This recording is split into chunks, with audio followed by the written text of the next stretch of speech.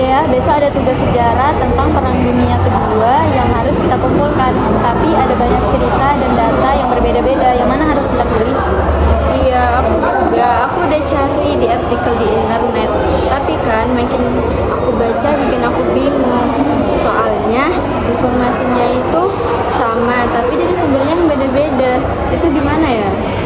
Mungkin kita bisa coba cari jawabannya dengan cara yang berbeda-beda. Kita cari tahu kenapa jawabannya bisa berbeda-beda dan pilih yang mana yang lebih masuk akal. Boleh juga sih. Tapi jadi kita sekarang gimana? Aku ada ide, kita bikin simulasi pencarian informasi. Kita buat 2 tim, masing-masing cari dan analisis data. Lalu kita diskusi dan lihat siapa yang punya data paling kuat.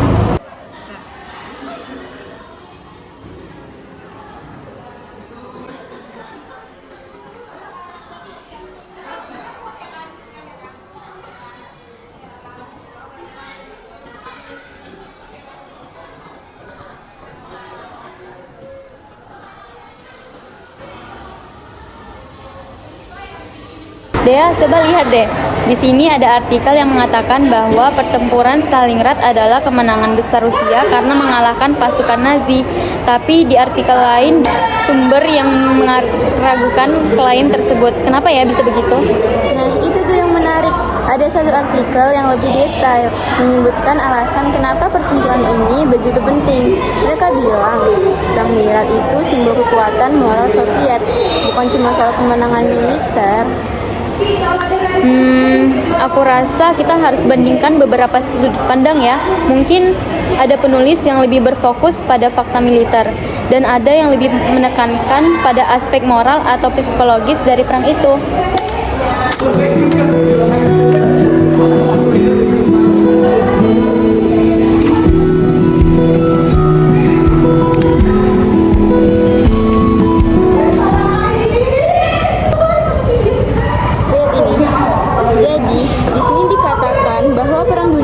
Sebenarnya dimulai setelah serangan Pearl Harbor. Tapi banyak sumber lain yang bilang sebenarnya sudah ada ketegangan antara Jepang dan negara-negara lain sebelum itu. Bener banget, dan menurutku kalau kita cuma ambil satu perspektif, kita nggak akan dapat gambaran lengkapnya. Kita harus mampu memilih informasi yang benar-benar berbasis bukti dan bisa dipertanggungjawabkan. Tapi coba deh lihat ini. Ada dokumenter yang menjelaskan perang Amerika di Perang Dunia II. Dia jelasin dengan grafik. Jadi kita bisa lihat perubahan situasi politik dan militer lebih jelas. Wah, ini membantu banget. Dengan video ini aku jadi lebih paham tentang konteks pertempuran yang melibatkan banyak negara sekaligus. Jadi kita harus bisa menyaring informasi seperti ini supaya laporan kita lebih kuat. Aku setuju, tapi kita harus hati-hati juga. Kadang-kadang ada video yang hanya menunjukkan satu sisi cerita kan. Makanya kita harus periksa lagi siapa yang buat video ini dan dari mana sumbernya. Jadi kita sepakat bahwa Perang Dunia II itu bukan cuma soal pertempuran militer.